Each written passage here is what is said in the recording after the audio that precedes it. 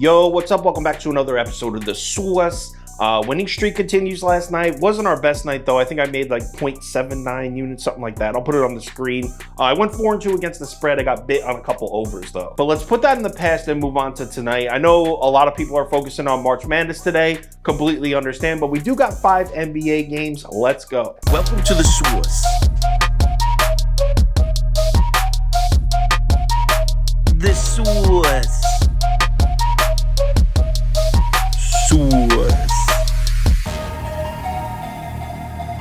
Hey, get the sauce. First up, the suddenly ice-cold Denver Nuggets are on the road in Detroit for a 7 p.m. start. This total opens up at 228, and this line opens up Detroit plus 11.5. This line has been on the move. We are now up to Pistons plus 14. Holy shit.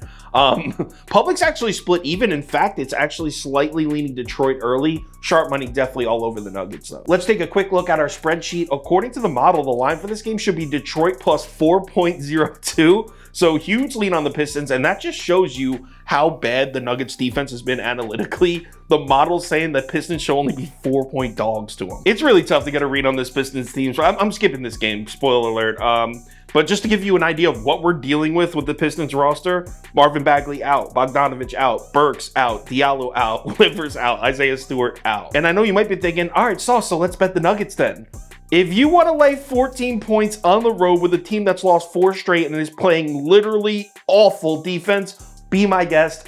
I'm not doing it. I'm skipping this one. Next game. Oklahoma City's on the road up in Canada to play the Raps. This is a 7:30 p.m. start. This total opens up at 231, and this line opens up Toronto laying 6. Line is bouncing back and forth in this one. It was down at 5.5, then up at 6. Actually, I started recording this and just checked. It's up to 6.5 now. The graphic doesn't show that, but it's actually Toronto minus 6.5 now. Let's take a quick look at our spreadsheet. According to the model, the line for this game should be Toronto minus 2.19. So that's a solid lean on OKC. What, 4.5 points on the Thunder? Tough one to cap here because obviously the odds makers are taking a position on Toronto, right? They knew that if they made this line 6, the public was going to flood Oklahoma City. They knew that, which means they're comfortable playing against all that Oklahoma City money. The Raps are 4-1 against the spread in their last 5 at home, so that makes sense. But the Thunder, they've been beasts on the road. They're 3-1-1 in their last 5 on the road, so that kind of cancels that out. We need to find the angles. Why are the books so comfortable playing against all that Oklahoma City action? The mismatches were not hard to find. They are glaring here. We know the Raptors love to shoot the mid-range shot. They're one of the top mid-range shooting teams in the NBA. Since the All-Star break, Oklahoma City against the mid-range shot, 29th. This team's been getting lit up by the mid-range shot. The top mid-range shooting teams in the NBA are Phoenix, Toronto, Washington, Chicago, Atlanta. Those are the top mid-range shooting teams in the NBA. In the past 2 months, OKC has played 3 games against those teams. 0-3, loss. And they've given up an average of 131 points a game in those 3. So there's a solid angle for Toronto. The OKC defense has been getting lit up by the mid-range shot. Raps love shooting the mid-range shot. Is that enough to lay 6.5 points? I don't know, not quite yet. Let's keep digging. It wasn't hard to find the second mismatch either. Literally the second place I looked. We know Toronto is an excellent offensive rebounding team. That's been a staple of their offense for 2 or 3 years now. How has OKC's defense been at limiting opponents' offensive rebounding? The answer is terrible. Again, a huge mismatch for the Raptors here. OKC, since the All-Star break, 26th in defensive ORB rate. Now it's starting to make sense. I'm not saying I love it, but I'm down to side with the books and lay the points here. Give me Toronto. So let's head over to OddsJam, see if we can steal some value here. Like I said, while I was recording this, the line moved to 6.5, but check this out. We can still get it at 6 on Fox Bet. So give me Toronto minus 6 at minus 118 on Fox Bet. Lock it in. Next game. We got 2 red hot teams squaring off here. Kings are on the road in Brooklyn to play the Nets. 7:30 p.m. start. This total opens up at 237. Line opens up Nets minus 1.5. Line has moved up a point in this one. We're now looking at Brooklyn minus 2.5. Got a bit of a pros versus public look here. Public definitely leaning Nets. Sharp action definitely leaning Kings. Let's take a quick look at the spreadsheet. According to the model, the line for this game should be Brooklyn plus 3.01. So a huge lean on the Kings there. What is that? 5.5 point lean on Sacramento. Doesn't it seem like we're in the exact same situation tonight with the Kings that we were in last night? I mean, last night they were in Chicago, right? The line was Kings minus 1. It was such an obvious pick that it seemed like Chicago plus 1 was the sharp play. Luckily, I decided to bet Sacramento, and thanks to Fox's buzzer beater, we got the win there. Now, here we are tonight. Against the Nets, the line's moving towards Brooklyn. They're now giving the Kings 2.5 points, a red-hot Kings team. It's like the books are daring us to bet Sacramento again. Spot-wise, I can see how the Nets definitely have the advantage. This is the Kings' third game in 4 days, and they've been all over the place. They were in Sacramento first, then Chicago, and now Brooklyn. So in 4 days, they played 3 basketball games across the entire country. And also, the Kings played a really tough game last night. They were down for most of that game. They came back and won it at the end, like I said, on a buzzer beater. The Bulls do not make it easy. That defense is not easy to play against. Sacramento has played 11 games this season on 0 days rest, and they're 6-5 against the spread in those games, so really nothing to go by there. But in those 11 games, it's 8-3 to the over. So maybe a bit of a lean to the over. Matchup-wise, these teams are pretty similar as far as shot distribution goes. Both teams top 8 in three-point frequency. Both of these offenses rely on the three-point shot. Both defenses struggle to stop the three-point shot. I believe they're 23rd and 26th against the three since the All-Star break. Overall, though, how can we fade this Kings team right now? I mean, they're 9-2 in their last 11 games. They're 7-1 in their last 8 on the road, including 5 straight road wins.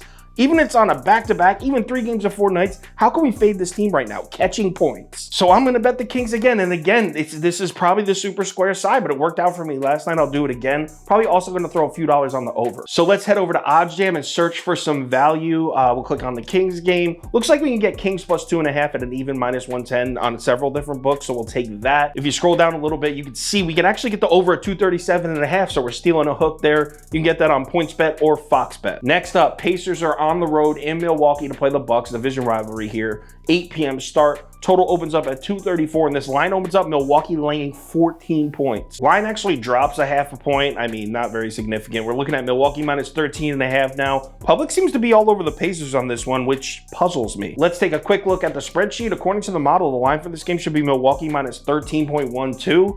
Which is pretty on point. Our model's on the money on that one. No lean there. I can't make a bet for this game right now. Check this out. So Brook Lopez, questionable for Milwaukee. Obviously, he's a huge piece. But on the Pacer side, Halliburton, Buddy Hield, Miles Turner, TJ McConnell, all questionable. How can we handicap this game right now? We need to know what's going on with those players. I might tweet out a bet for this one later, but as of right now, I'm skipping it. Next up, Orlando is out west in Phoenix to play the Suns. This is a 10 p.m. start. Total opens up at 228, and this line opens up Phoenix minus 7. Line moves up to 7.5. Now it's up to 8. Public is all over Phoenix here. Earlier, I said Oklahoma City was the most public play on the board. That was actually wrong. Phoenix is. Let's take a look at the spreadsheet. According to the model, the line for this game should be Phoenix minus 9.34. So even after the line movement, we're still looking at a point and a half lean on the Suns. Well, we're handicapping a Suns game, so you know what that means. Our first step has to be look at the opponent's defense against the mid-range shot recently. 40%, literally 40.0% of the Suns' field goal attempts since the All-Star break have come from mid-range. That's insane in today's NBA. Some bad news for the Magic. Since the All-Star break, they're just 21st defending the mid-range shot. But here's where it gets weird.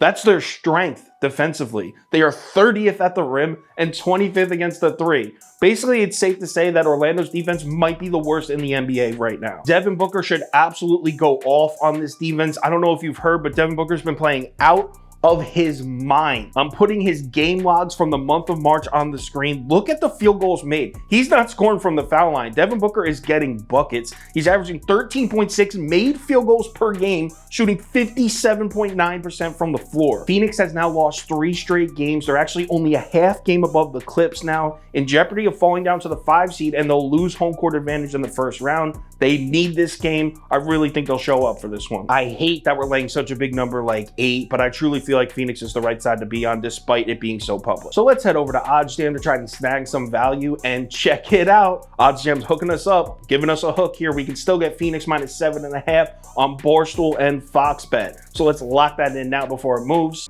Prop Beaver has a prop for this one, and this one's interesting because he backed DeAndre Ayton the other night, and he needed 2 points in the fourth quarter, and dude missed 9 consecutive field goals. And he has the courage to go back to DeAndre Ayton. I'm going back to Ayton today. We're going DeAndre Ayton over 18.5 points, minus 125 on DraftKings, BetMGM, Caesars. Main reason I love it is because the Magic right now are struggling badly to defend the rim and the short mid-range. That's where 80% of Ayton's shots come from. On top of that, with 30-plus minutes and Booker in the lineup without Durant, he's cashed his last 10 to 3, averaging 24 points per game. Chris Paul's acting much more of a distributor now. In terms of the volume, I think it should be there for Ayton. And I've watched Ayton all season long. The guy does does not normally miss 9 open shots in a row. I think we're going to get some positive regression today in cash. That actually lines up with the research I did. That's solid. I'll tell. If any of these bets change today, I'll let you know on Twitter, so give me a follow there. Also, if you want the final tickets that I put out as like top bets, parlays of the day, that kind of stuff, head over to KyleKirms.com or download the Sauce Network app. Oh, people have been asking me about the model recently. I don't know why. All of a sudden, I've been getting a bunch. So that's on the members page on KyleKirms.com. If you go to the members page, that has the model for every single game, and it also has the money tracking every hour and updates.